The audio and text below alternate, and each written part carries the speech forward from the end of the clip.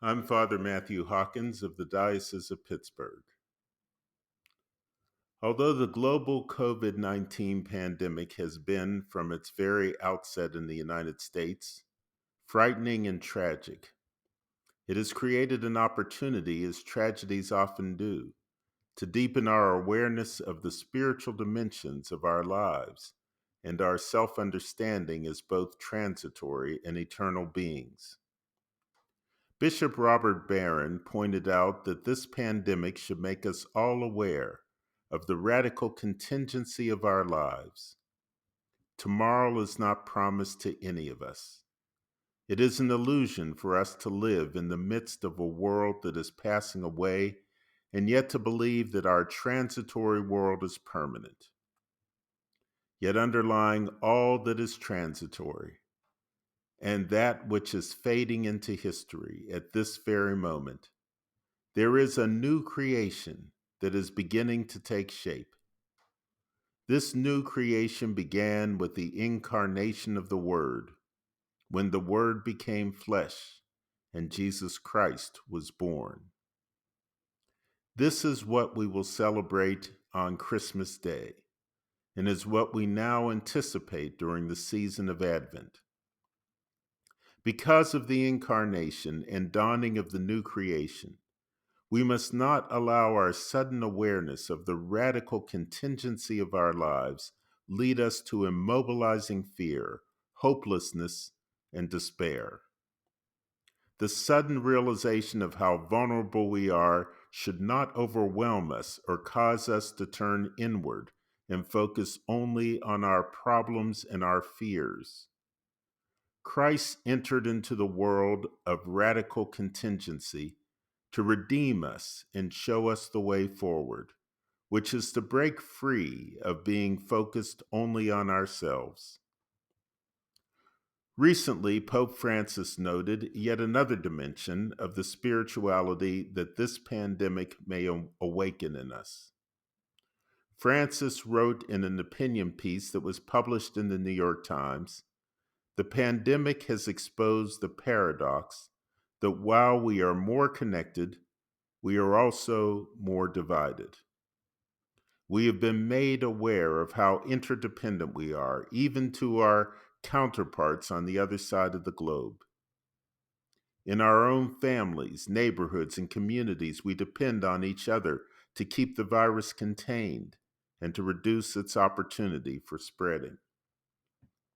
At the same time, the pandemic exposes the vast inequalities in our society and around the globe.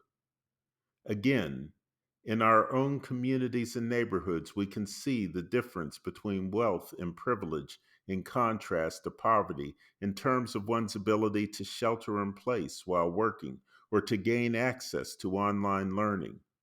We see the difference that access to reliable and affordable health care makes for those who have it in contrast to those who don't.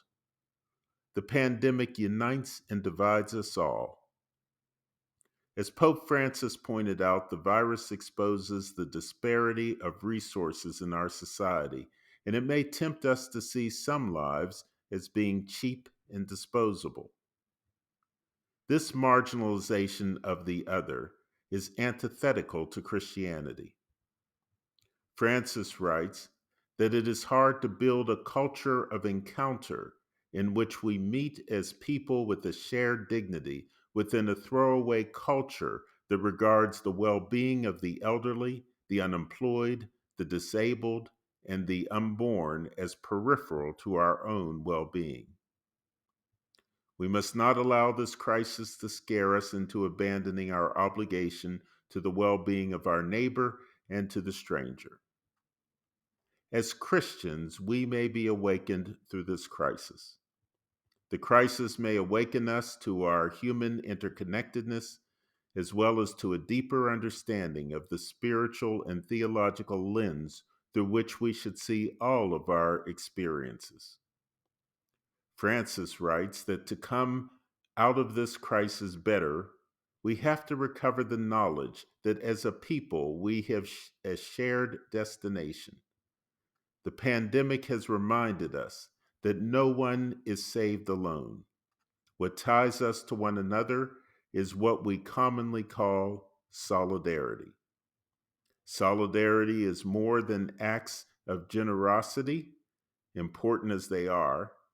It is the call to embrace the reality that we are bound by bonds of reciprocity. This is the Christian path of Eucharistic living. Christianity is about far more than simply checking the boxes and jumping through the hoops that enable us to be compliant with a set of rules and regulations. Christianity is about learning the true meaning of love and solidarity, which lifts us up, draws us out of ourselves, transcends our apparent isolation, and enables us to live abundantly in the Spirit of Jesus Christ. I'm Father Matthew Hawkins of the Diocese of Pittsburgh.